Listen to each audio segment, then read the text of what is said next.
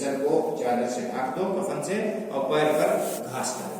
اس طرح سے ان کو دفن کیا گیا. تو بہرحال آپ پڑھیں گے کہ اسلام کی اللہ کے دین کی نشر و اشاعت کی خدمت میں اور دین کی خدمت میں نوجوانوں کا بہت بڑا کردار رہا ہے, بہت بڑا ان کا کردار رہا ہے.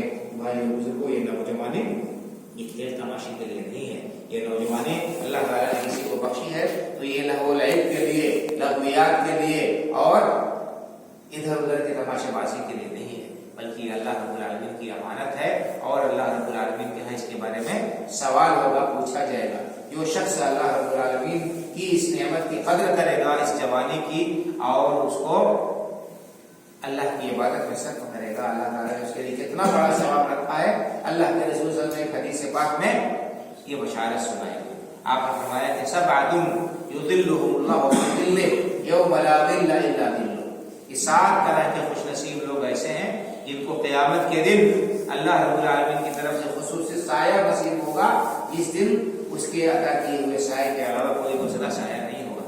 آپ کو معلوم ہے حدیث پاک میں کہ اللہ کے رسول نے بیان فرمایا کہ قیامت کے دن سورج لوگوں کے بالکل سروں کے قریب آ جائے گا, 1 میل کے فاصلے پر ہو جائے گا سورج کے, جبکہ اس وقت کروڑ میل کے فاصلے پر ہے, کروڑوں میل کے فاصلے پر ہے سورج, لیکن اس کی گرمی ہم برداشت نہیں کر پاتے. اور جب مئی جون کی گرمی ہوتی ہے انسان بےتاب ہو جاتا ہے دھوپ سے اور شدت سے, تپش سے. اتنے لوگ لو لگنے کی وجہ سے ہلاک ہو جاتے ہیں, بیمار پڑ جاتے ہیں. تو یہ جب جو ہے لاکھوں میل دور ہونے کے باوجود سورج کا ہمارے ساتھ یہ معاملہ ہے کہ اس کی معمولی سے تپش برداشت نہیں کر سکتے. جب قیامت کے دن 1 میل کے فاصلے پر یہ سورج آ جائے گا تو اس وقت کیا حال ہوگا. اللہ کے رسول نے بیان فرمایا کہ لوگ اپنے اعمال کے مطابق پسینے میں شرابور ہوں گے. جن کے گناہ کم ہوں گے ان کو کم پسینہ ہوگا. بہت سے لوگوں کو پسینہ ان کی گھٹی تک ہوگا. کچھ لوگ اپنے جو ہے گھٹنوں تک پسینے میں ڈوبے ہوں گے, تو کسی کے کمر تک پسینہ ہوگا, کسی کے سینے تک ہوگا, اور کسی کو اپنے منہ میں ہاتھ لگا کر ہونا ہے. ایسے جیسے جانور کے منہ میں لگام ہوتی ہے اسی طرح سے پسینہ جو ہے ان کے منہ کے تک پہنچا دے گا. یہ حال ہوگا.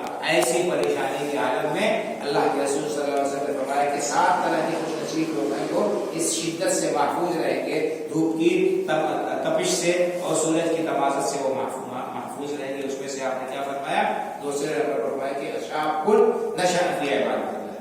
ایسا نوجوان جس نے اپنی جوانی کی حفاظت کی, اپنی جوانی کو اللہ کی عبادت میں صرف کیا. جوانی دیوانی رہ کر حرام کاریوں میں اور اللہ کی نافرمانی میں, گناہ کے کاموں میں اپنے جوانی کو نہیں لگایا, بلکہ اپنی جوانی کی حفاظت کی اور اللہ کی عبادت و بندگی میں لگایا. اللہ رب العالمین سے ڈرتا رہا, اللہ کے حرام کیے ہوئے کاموں سے بچتا رہا. اور ایسا خوش نصیب نوجوان بھی قیامت کے دن اللہ رب العالمین کی طرف سے خصوصی سائے میں ہوگا. تو یہ فضیلت بیان کی اللہ کے رسول نے جوانی کی, اور آپ نے جوانی کی قدر کرنے کی, جوانی کی حفاظت کرنے کی تاکید متعدد احادیث میں فرمائی. ایک حدیث میں اللہ کے رسول صلی اللہ علیہ وسلم نے ارشاد فرمایا کہ اغتنم خمسا قبل خمس, 5 چیزوں کو 5 چیزوں سے پہلے غنیمت سمجھ لو. 5 چیزوں کو 5 چیزوں سے پہلے غنیمت سمجھو. کیا ہے اس میں آپ نے فرمایا شبابک قبل حرم, بڑھاپے سے پہلے جوانی کو غنیمت سمجھو. بڑھاپے سے پہلے جوانی کو غنیمت سمجھ لو. صحت قبل سقم, اور تندرستی کو بیماری سے پہلے غنیمت سمجھ لو. وفراغک قبل شغل, اور فرصت کا وقت ہے, چھٹی کا وقت ہے, تو چھٹی کے فرصت کے وقت کو مشغولیت کے وقت سے پہلے غنیمت سمجھ لو. فرصت اور چھٹی کا وقت ہے, اس کا مطلب یہ نہیں کہ پکنک منانے کے لیے اور کھیل تماشے میں یہاں وہاں بیٹھ کر وقت ضائع کرو, نہیں. اس وقت کی قدر کرتے ہوئے اس کو اللہ کی عبادت و بندگی میں صرف کر لو. کچھ قرآن کی تلاوت کر لو, کچھ نوافل پڑھ لو, کچھ جو ہے اسی طرح سے تسبیح و تحلیل میں اپنے اوقات کو صرف کر لو, کسی کی مدد کر دو, کسی کا سہارا بن جاؤ. تو اس طرح سے اس جوان فرصت کے وقت کو ادھر ادھر بیٹھ کر ضائع نہ کرو, فرصت کے وقت کو غنیمت سمجھو. وہ حیات کا قبل موت کا, اور اسی طرح سے اپنی زندگی کو موت سے پہلے غنیمت سمجھو. اللہ کے رسول نے جوانی کو بھی خاص طور سے فرمایا. زندگی میں ظاہر سی بات ہے کہ جوانی بھی داخل ہے, لیکن جوانی کی اہمیت کو خصوصی طور پر آپ نے بیان فرمایا کہ جوانی کو بڑھاپے سے پہلے. اور اللہ کے رسول صلی اللہ علیہ وسلم نے کیا بیان فرمایا, حدیث آپ نے سنی ہوگی, بارہا حدیث آپ نے سنی ہوگی کہ قیامت کے دن انسان کے قدم میدان محشر سے ٹل نہیں سکتے، کوئی شخص میدان محشر سے ہٹ نہیں سکتا، جا نہیں سکتا کہیں، یہاں تک کہ اسے 5 سوال اللہ رب العالمین کر لے۔ 5 سوالوں کا جواب جب تک نہیں دے دے گا، حساب نہیں ہو جائے گا، اس وقت تک اسے چھٹکارا نہیں مل سکتا ہے۔ ان میں سے کیا ہے؟ ایک تو عن عمرہ فیما افنا، عمر کہاں صرف کیا، اور خاص طور سے سوال ہوگا عن شبابہ فیما ابلا، عمر کے بارے میں پورا سوال ہوگا، اور جوانی کے بارے میں خصوصی سوال ہوگا۔ اللہ رب العالمین جوانی کو کہاں کرو، جوانی میں تمہارے پاس میں قوت و طاقت تھی، تم نفلی نماز بھی پڑھ سکتے تھے، نفلی روزے بھی رکھ سکتے تھے، اور لوگوں کی غریبوں کی مدد بھی کر سکتے تھے، بہت سارے بھلائی کے کام کر سکتے تھے، تم نے اس جوانی کو کہاں صرف کیا؟ اس جوانی کا صحیح استعمال کیا، اللہ رب العالمین کو راضی کرنے کے کاموں میں اس جوانی کو لگایا، یا یہ کہ اس کو لہو لعب میں، کھیل تماشے میں، حرام کاری میں صرف کیا، یا اس جوانی اور اس طاقت کو تم نے غلط استعمال کیا، کسی کی آبروریزی کی، کسی کے ساتھ دست درازی کیا، کسی کا مال ہڑپ کرنے میں، کسی کو ستانے میں اس جوانی کو لگایا۔ حساب اللہ کے یہاں ہونا ہے، اس کا ہمیں احساس ہونا چاہیے اور اس جوانی کی قدر کرنی چاہیے۔ تو قرآن کریم میں اللہ رب العالمین نے جوانی کے بارے میں بتایا ہے، اور جوانوں کے قصے اور واقعات بیان کیے ہیں بطور عبرت اور نصیحت کے۔ میں نے آپ کے سامنے سورہ کہف کی 1-2 آیتیں پڑھی، ان میں بھی اللہ رب العالمین نے کچھ نوجوانوں کا تذکرہ کیا ہے۔ سورہ کہف ہر جمعہ کو پڑھنا مسنون ہے۔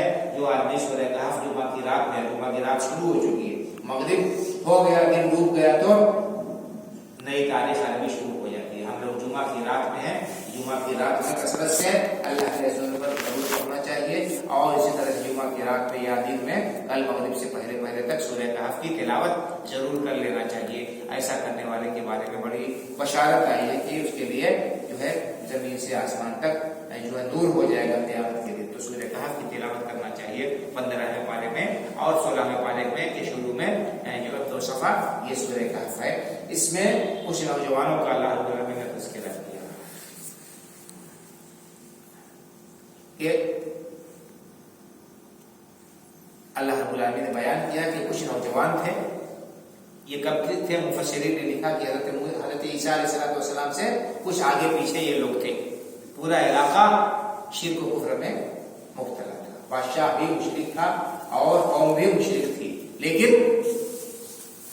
کچھ نوجوانوں کو اللہ رب العالمین نے ہدایت سے نوازا تھا، اور ان کے دل میں اللہ رب العالمین نے ایمان کی روشنی کر دی تھی، ان کا دل ایمان کے نور سے منور تھا، تو انہوں نے اپنی قوم سے الگ ہٹ کر ایک غار میں پناہ لے لی۔ اپنے ایمان کی حفاظت کے لیے نوجوانوں نے کیا کیا؟ اپنے قوم سے کنارہ کشی اختیار کر لیا، اور ایک پہاڑ کی غار میں جا کر وہ لوگ چھپ گئے، اور وہاں پر اللہ تعالیٰ نے اپنی قدرت سے ان کے اوپر نیند مسلط کر دی۔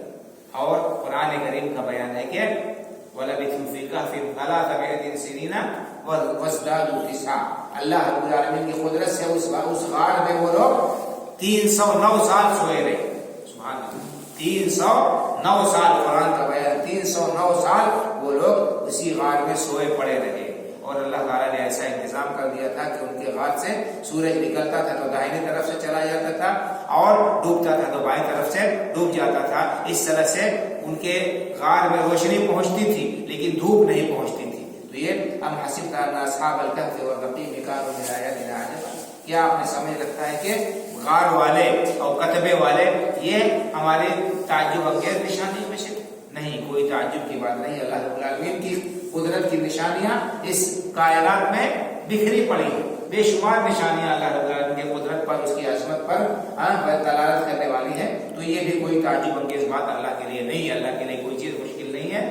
تو یہ غار میں چھپ گئے تھے، اور رقیم کے معنی آتے ہیں، بعض لوگوں نے کہا کہ بستی کا نام ہے جس بستی میں یہ لوگ تھے، بعض لوگوں نے کہا کہ نہیں، رقیم کے معنی آتے ہیں تختی کے، ان کے نام ان کے عجیب واقعے کی وجہ سے بعد میں تختیوں پر لکھ دیے گئے تھے کہ فلاں فلاں لوگ تھے۔ تو یہ بہرحال یہ لوگ تھے۔ اذا الفتية الى الكهف، اللہ نے بیان فرمایا کہ وہ چند نوجوان تھے جو غار میں ایک غار میں جا کر چھپ گئے تھے۔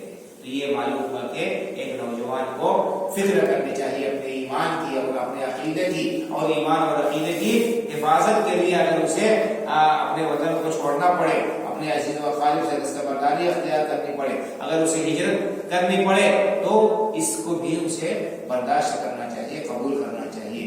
جوانی کے اندر جو ہے انسان کے اندر حوصلہ ہوتا ہے، قوت و طاقت ہوتی ہے، اور جب اللہ رب العالمین کے لیے ہم کوئی کام کریں گے، کوئی قربانی دیں گے اور اللہ رب العالمین کے دین کے لیے ہم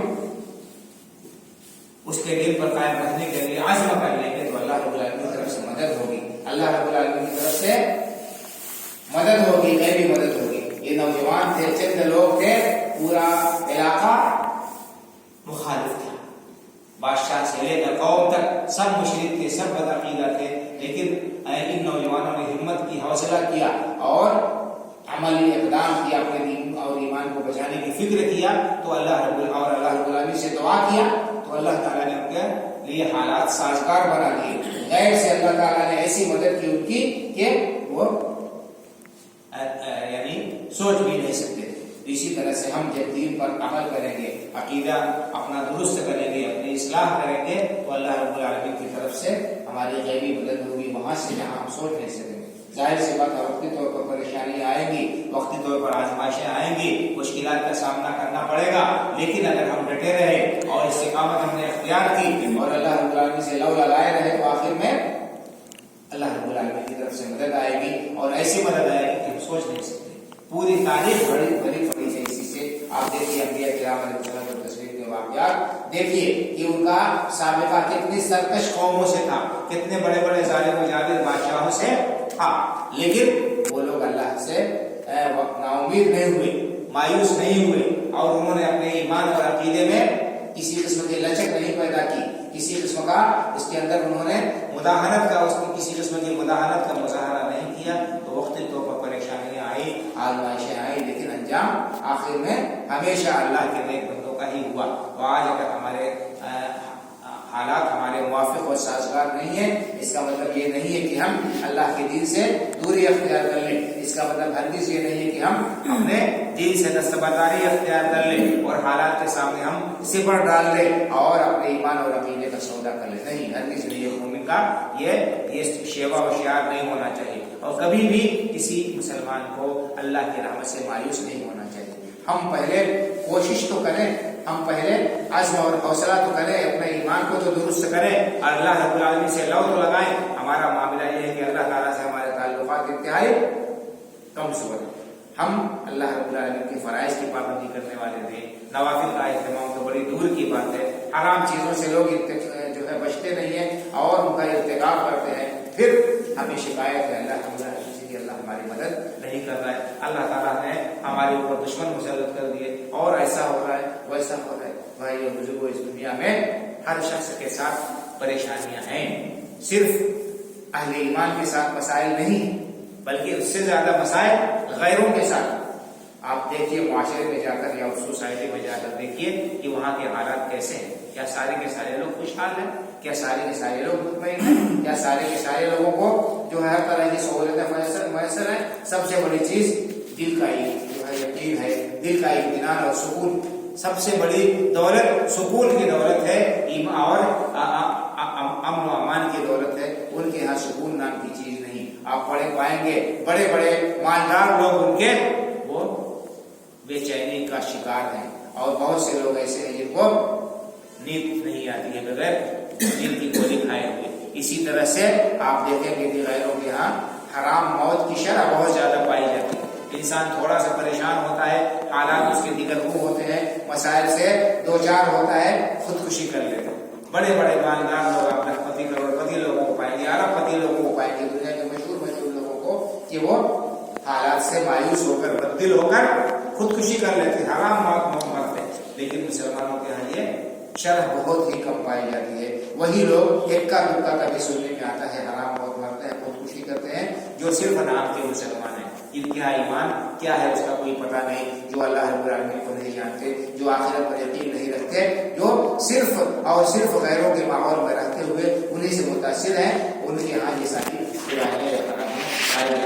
بہرحال یہ نوجوانی اور یہ جوانی اللہ رب العالمین کی بہت بڑی نعمت ہے، ان کو میسر ہے، انہیں چاہیے کہ وہ اس کے قدر کرے، اس جوانی کو اللہ رب العالمین کی عبادت سے جو ہے مزین کرے، منور کرے اور اللہ رب العالمین کے ہاں اپنے مقام و مرتبے کو بلند کرے۔ اور جو لوگ اس مرحلے سے گزر چکے ہیں اور جو ہے جوانی کا مرحلہ ان کا پار ہو چکا ہے، بڑھاپے کی دہلیز میں قدم رکھ چکے ہیں، وہ بھی مایوس نہ ہو، ان کے لیے بھی اللہ رب العالمین نے انعامات اور اکرامات رکھے ہیں۔ اگر وہ اپنے آپ کو سدھار لیں تو بوڑھے لوگوں کے لیے بھی بڑے فضائل اور مناقب آئے ہیں اور جو ہے ان کے سلسلے میں بھی گفتگو کی جا سکتی ہے، لیکن ایک مجلس میں زیادہ گفتگو کر کے یا کئی موضوع کو چھیڑ کر ذہن مشتت نہیں کرنا چاہتا۔ آج کی اس مختصر سی گفتگو میں سے نوجوان میرے مخاطب تھے، خاص طور سے اس وجہ سے کہ ہم دیکھ رہے ہیں کہ عام طور پر ہمارا